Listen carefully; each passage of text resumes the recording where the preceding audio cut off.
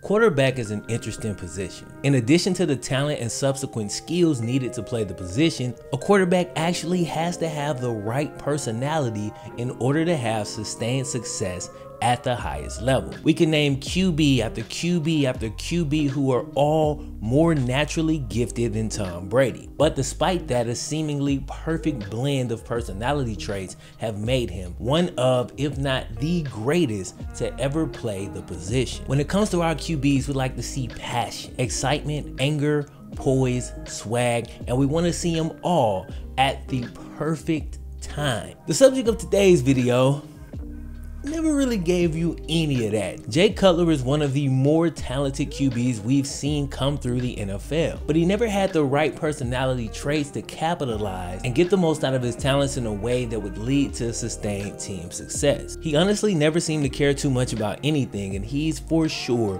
one of the most unique NFL QBs we've ever seen from a personality standpoint. After watching his entire career unfold and then watching several long-form interviews that he's done recently, the best way I could describe Jay Cutler is like this. He's a basic, regular, everyday guy with $100 million arm. Jay Cutler's biggest strength in life was probably his biggest weakness as a pro quarterback, and that is his sheer mastery of the art of giving absolutely zero fucks. This is what happened to Jay Cutler. Cue the Wayne. Yeah, you'll never know quitter, 'cause I'ma go get her. Jay Cutler worked in his dad's concrete company as a kid. Tough work for anyone. Following his football career, Jay Cutler and his wife have actually gotten a divorce, and she has accused him of being lazy and unmotivated. Only reason I bring that up right here at the beginning is because it's the first thing I thought about when I realized dude was working for his dad's concrete company when he was a kid. After doing that, playing sports your whole life and then being an NFL quarterback for 10 years, it's extremely understandable and just normal to want to chill in retirement. I get it. Jay Cutler started watching football with his dad around age 3 or 4. They played catch during the commercials, and Jay began developing that arm, you know. When Jay played flag football as a kid, he absolutely hated it. Which is funny because his love of the game has been questioned, but the actual reason he hated it was because Jay wanted to play quote unquote real football. He wanted to play with pads. So once his dad found him a league where they played with pads, dude beasted out and he was happy. Despite the fact that he grew up in Indiana, Jay Cutler grew up a diehard Bears fan. Pretty funny, he went from a kid screaming at Bears players through his TV to actually being the guy getting screamed at through other people's televisions. In high school, Jay was a two-way starter, showcasing his rocket arm at quarterback and using his 6'3" frame to catch hella picks at safety. Dude was pretty damn athletic, which may surprise some people. If so, check him out dunking on fools on the court. Look at that dismount though. Yeah, I see you, Jay. Back on the football field as a senior, Jay Cutler led his team to a 15-0 record on their way to a state title. He threw for 2,300 yards and 31 touchdowns. He ran for an additional 500 yards on the ground and scored 6 more rushing TDs. In the semifinal game, Jay actually made his biggest impact on defense, catching 3 interceptions on a sore ankle, leading his team to a victory. But then he turned around and threw 3 picks in the title game. But fortunately, his squad still came out with the dub. Jay lost his scholarship offer to Illinois when they decided to go with a different QB. Vanderbilt swooped in at the last second, and Jay signed on the dotted line. Jay Cutler's time at Vanderbilt wasn't exactly memorable. In 4 years as the starter, dude won a total of 11 games. 2 wins in each of the first 3 seasons, and then his best year in 2005, the team went 5-6. That season, Jay threw for 3,000 yards, 21 touchdowns, and 9 interceptions. Despite never having a winning record in college, NFL experts raved over dude's arm strength, and honestly, that was kind of all it took to get him picked 11th overall in the 2006 NFL draft. Jay was the 3rd quarterback to be taken behind Vince Young and Matt Leinart. Those guys obviously had storied college football careers, whereas Jay kind of came out of nowhere. Still, he actually ended up having a longer, more productive pro career than either of those guys. In the 4th round of the same draft, the Broncos selected one of Jay's main targets during his Broncos years, Brandon Marshall. a big physical receiver who would go on to make 6 Pro Bowls. To get a receiver of that caliber in the 4th round in the same draft that you get your franchise quarterback is a damn good job of drafting by the Broncos. Unfortunately, the Cutler years didn't go as well as they had planned. The Broncos promoted Jay Cutler to starter midway through his rookie season. The Broncos had a 7-4 record with Jake Plummer when they decided to make the switch to Jay Cutler. Jay came in, went 2-3 in 5 games, threw for 1,000 yards, 9 touchdowns, 5 picks. Not bad for a rookie, definitely something to build on. Unfortunately, the following year would bring on unforeseen challenges that no second-year quarterback is really prepared to deal with. That offseason, cornerback Deron Williams tragically lost his life in a drive-by shooting. Then, fullback Damian Nash collapsed and died during a pickup basketball game. Rest in peace to Damian and Deron. The Broncos had now lost 2 teammates in the primes of their lives during one offseason. An unprecedented tragedy. Once the season began, they struggled to stay focused at times, as there were a lot of heavy hearts throughout the organization. On top of that, Jay was dealing with personal struggles of his own during the season. Jay didn't know what was going on as his weight began to dip and that God-given arm strength seemed like it was leaving him. He wasn't sleeping and he couldn't seem to recover from the most minor of injuries. It got to the point where he was in a lot of pain and at one point, he actually thought he might be losing his life. After a checkup, Jay was diagnosed with type 1 diabetes, a huge relief as he was fitted with an insulin pump that regulated his blood sugar. And shortly after that, he felt normal once again. So when you consider all of that, the fact that he threw 3,500 yards, 20 touchdowns, and 14 interceptions in only his 2nd season, his 1st season as the full-time starter, is actually hella impressive in hindsight.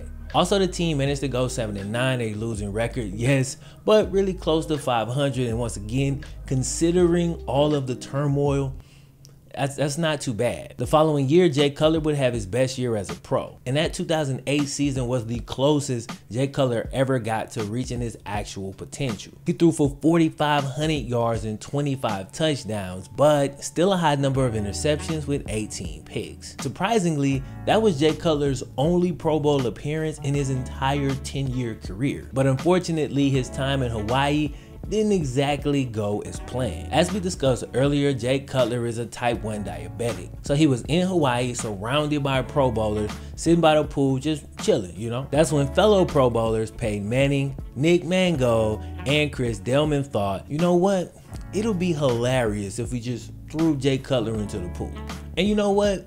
They're right, it is hilarious, but the unexpected splash ruined Jay's blood sugar monitor, which could be a very dangerous thing given his condition. Fortunately, they were able to find a replacement in one of the nearby drugstores, and Peyton Manning and his prank squad felt hella bad after the fact. They had gotten Jay's cell phone away from him in order to not ruin it, but they didn't realize he was a diabetic and had his monitor on him, so it was just an innocent mistake, but it could have been bad, you know what I'm saying? Once Jay got back to Denver, you'd think everything would be great. He was coming off his great season, just went on his Pro Bowl trip, but nah, when he got back, things was kind of messed up in Denver. The Broncos had kind of collapsed at the end of that 2008 season. At one point, the team was sitting 8-5 and they controlled their own destiny as far as the playoffs were concerned. That's when they had a complete collapse and lost 3 games in a row, finishing 8-8 and missing the playoffs. So while yes, Jay made the Pro Bowl, there were some things that needed to be addressed with the Broncos organization. According to Jay, he met with the Broncos owner. He was informed of the owner's intention to fire Mike Shanahan, which Jay wasn't exactly thrilled about. He requested at the very least that the offensive coaching staff be held intact,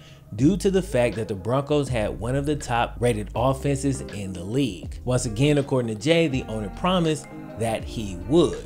Then the owner turned around, hired Josh McDaniels, who came in, fired the entire coaching staff, and brought in all his own people. So obviously, yes, this pissed Jay Cutler off as he felt he was lied to. But not only that, there were also rumors that Josh McDaniels was trying to trade Jay Cutler. The rumors said he was trying to work a 3-team deal that would get Jay Cutler out of Denver and bring Matt Castle to Denver. Now, Josh McDaniels and Matt Castle had worked together in New England, so the rumors definitely seemed legitimate. For Jay, that was the last straw, and he wanted out. He did not want to play for Josh McDaniels. 3 days later, he was traded to Chicago for Kyle Orton, 2 first-round picks, and a 3rd rounder. Jay was finally playing for his childhood team. something he hadn't even thought was a possibility before. He was excited, he was motivated, and in his first game as a Chicago Bear, he threw 4 interceptions, bro. Yeah, that first season didn't go great, but the following year, 2010, the Bears were actually really good with stars like Jay and Matt Forte on offense. They had Devin Hester as a specialist, and this take the cake right here. You had Brian Urlacher, Julius Peppers, Lance Briggs, Peanut Tillman, and more on defense. That defense was fire. The Bears ended up going 11-5 and finishing first in the NFC North. They beat the Seahawks in the divisional round, but lost to their heated rival, the Green Bay Packers, in the conference championship. And that is the game that would make Jay Cutler pretty much a hated man for the rest of his career. To start the game, Jay was 6 of 14 passing, had 80 yards and a pick. That's when he injured his knee. Now the issue is, again, this is a playoff game, like you're literally that close to the Super Bowl. So people expect a franchise quarterback who gets injured to grit it out unless he absolutely can't go. And if he can't go, they want to see extreme frustration or him on the sideline, like giving orders to the backup.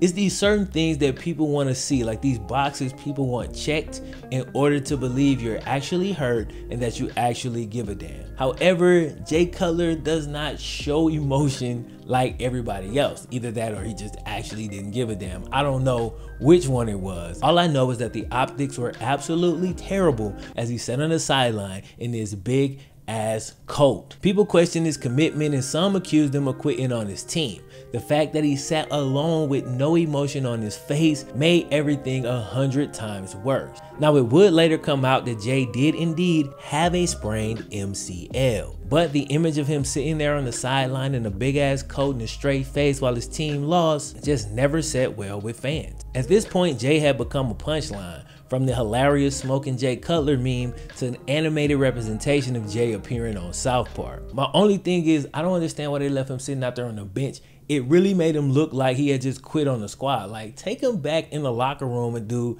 x-rays or something, bro. Like, don't just leave him right there. The dude looks absolutely crazy. In the following years, the Bears would remain a solid team, mostly finishing around 500.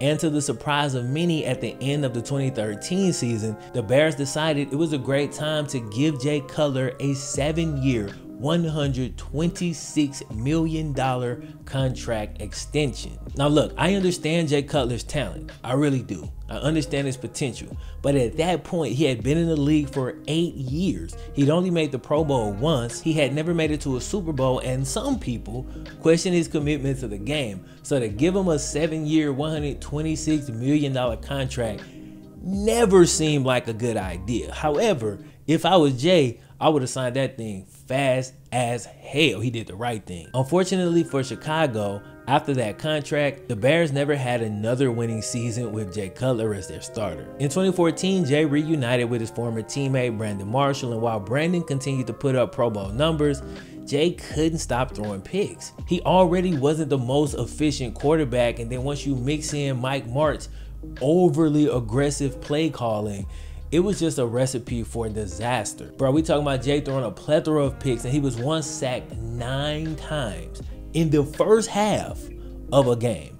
Yet, Mike Martz steady calling 5- and 7-step drops. It was insane. In 2017, the Bears bought out the rest of Jay's contract, and he intended to retire. He was gonna take a job with Fox Sports as a commentator. But when Ryan Tannehill sustained the season-ending injury, the Miami Dolphins reached out, and Jay Cutler decided, you know what? I'll play 1 more year. So he did. Nothing too special to talk about there, but it happened, so I wanted to mention it. Jay Cutler's reputation has never been great. I mean, dude's been accused of not tipping after running up crazy expensive bar tabs. He once said, you know, 57 times in a 3-minute interview. And it's rumored that when he was approached by a guy who was excited that he too had gone to Vanderbilt, Jay responded to the guy with a simple, don't care.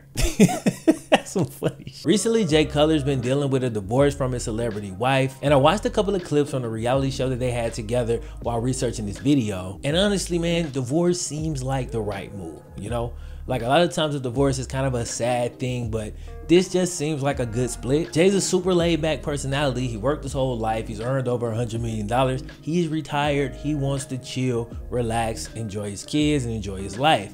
His wife or ex-wife, on the other hand, is still looking to grind daily. They're in two completely different places in their lives, and at this point they were honestly just a bad match. Like I said at the beginning, Jay Cutler comes across as a pretty regular, normal, everyday guy who happened to have a $100 million arm. He finished his career with 35,000 yards, 227 touchdowns, and 116 interceptions, which is actually pretty damn good considering the fact that he never really seemed to be cut out to be an NFL QB. Sure, he had the talent for it, but his personality and his natural disposition is just never gonna make for a true franchise QB. One thing I really like about Jay Cutler is the fact that he never batted an eye with all the criticism and slander that was thrown his way. Dude never really seemed to care. He sat by for years as people said he was a trash quarterback, a trash individual, called him lazy, called him unmotivated. Jay Cutler has his own set of principles and things that matter to him. So anytime somebody comments on something that doesn't matter to him, the dude doesn't care. It's not important to him.